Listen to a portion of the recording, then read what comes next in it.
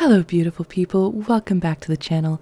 Today I am doing my February reading journal setup as well as my reading wrap up of the books I've read so far this month. Stick around.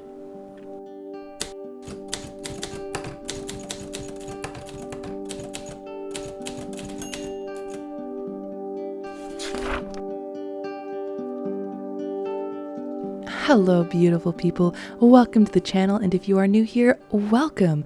Come on in, get yourself comfortable, and let's set up my February reading journal. If you are interested at all in some of these pages you see as I get to February, this is all in my reading journal playlist linked at the top of the screen here, and the overall journal is set up with an Alice in Wonderland theme, and then each individual book that I read has its own unique page where I give my thoughts and general ideas and feelings about different books that I read in a month. I had a very different plan for this journal. I was gonna kind of go thematically go chronologically by the Alice in Wonderland series, but as I started looking at my books for this month and looking at other people's bullet journal setups, I realized that February is Valentine's Day, and I felt like, hey, you know what? It's time to dig into some romances. So let's go to the Queen of Hearts herself. And so we're skipping forward to that Painting the Roses Red theme. So here is our heart with some roses saying February for our February page. We then have the cheeky cards who are painting those roses red. We have the Queen of Hearts who's very unhappy about the situation. And we have the White Rabbit who's trying to appease the Queen, distract the Queen, all in this scene in the garden. One of the things I'm enjoying about having these black and white cutouts throughout the month is as I'm going through, sometimes I'm filling in what I'm doing. Other times it's just nice to have some coloring sheets, and I'm actually enjoying coloring in the characters, so that's kind of working for me. To keep with the black and red theme, going with the black and red suits on the card, we're going to add in some of that tissue paper and that black scrap paper.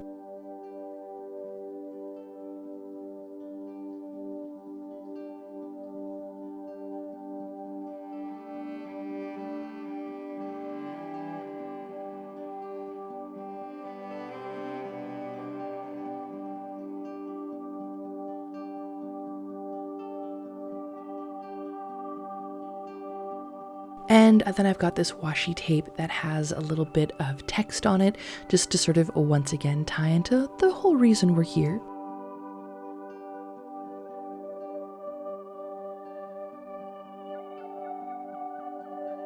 Then I have my monthly setup that I'm going to have for every month, which is my calendar here for this I'm going to read this month, and then my other side for books, pages, genres, and my star rating.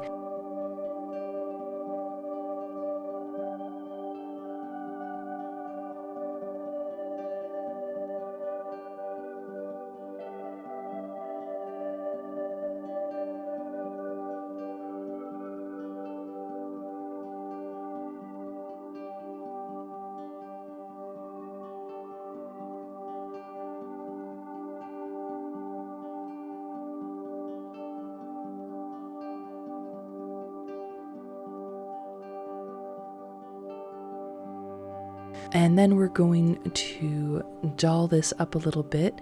I found this sticker in a pack of book stickers from Amazon, and it had Pride and Prejudice and Little Women as some of the books in this cute little pink coffee cup. And as those books are sort of on my TBR for this month, I thought this is perfect, and I'll put it in here.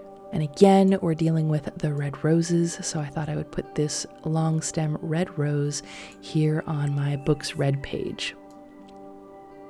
Again, we have the heart and the clubs to tie into the Alice in Wonderland theme, and then we get into my first book spread. I am finishing the Hallows this month, and then around the middle of the month I started diving into some romances, starting with one of my favorites that I go back and read every few years, Pride and Prejudice. This is a great book. Jane Austen is a gem and is completely underrated by a lot of people these days. Clearly not. She's part of the canon as far as like the literary community goes. A lot of authors can write a story and there's adventure and, you know, big fight scenes or dramatic moments. And she is queen of writing these quiet moments, but making them so passionate, so intense, and so real that it just hits the heart so beautifully. So Pride and Prejudice is about the Bennet family who have 5 unmarried daughters, and their estate, it's entailed onto someone else, and because they have no sons. And so they're raised in this world where their whole purpose is to marry well for their own security, but also to help their sisters be able to marry well. And so the older girls are really pushed to marry well. So our main character, Elizabeth Bennet, kind of has this prejudice, this chip on her shoulder of knowing her family's status is reliant on marriage. And she is determined that she wants to marry for a deep, passionate love. She sees her parents who, you know, married for comfort and married for beauty and didn't necessarily marry for love or for intellectual equals, and she is determined not to make that mistake because she saw how it just slowly eats away at her father. And so she has this prejudice of knowing she needs to marry well, but then very biased against the very elite and rich. And then you have Mr. Darcy, who is the very rich and elite, who comes into this small town and is very proud and is very insecure despite being very proud. He's shy, he's a bit of an introvert and doesn't really know how to deal with these situations. And on the flip, he's a bit prejudiced about small country balls, small country communities, and the lack of varied society, the lack of culture these communities tend to have. And largely that's his opinion based on a lack of exposure to really rubbing elbows with this type of community. And then you have Elizabeth Bennet, who is also very proud and refuses to be looked down upon by anybody. So this sort of Pride and Prejudice, both of them are suffering from these failings a lot, and it makes for a very interesting read. It makes for a really interesting dynamic, and it's not your standard romance of boy meets girl, they fall in love, and then they're torn apart in the third act, and then in the final climax, all of the problems were just communication issues and everything's okay. There are legitimate things that pull these people away. They are not immediately attracted to each other, despite the fact that on paper they would be a good match. That kind of is a lot of what pulls them away. They genuinely get to know each other throughout the book and slowly develop a mutual respect, as opposed to, you know, oh, fall in love with beauty, or oh, fall in love with wealth. It really is a coming together of two really clever minds and realizing a mutual respect for one another. And, you know, there are lots of drama. There is lots of things that do cause struggles in these people's lives, but they're real things, real issues that would have been difficult to discuss at any time, let alone at that time where you didn't really talk about anything with people.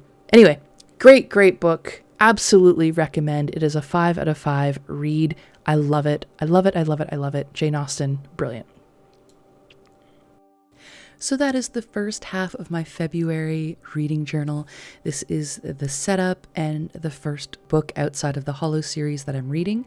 Please come back next week where I'm going to talk about the rest of the books I've read this month. It is 2 more sort of classic romances, and then we're getting into some dark romances, some bloody romances, some really fantastic, passionate, intense, but also really dark and a little twisted. Maybe a little more than a little. So come back next week and check out those entries into my reading journal and hear my thoughts on some darker romances. I'll see you then. If you enjoyed this video, please be sure to give it a thumbs up. I will be bringing more bookish content to you. And if you enjoy hearing my thoughts, my voice, my creative process, hit that subscribe button so you can be notified of new content when it goes up. Be sure to check me out on Instagram if you're curious to know what's going on there. My arts, my ideas, my posts, all of that stuff is up there. Thank you guys so much for stopping by, and I will see you next time. Bye, guys.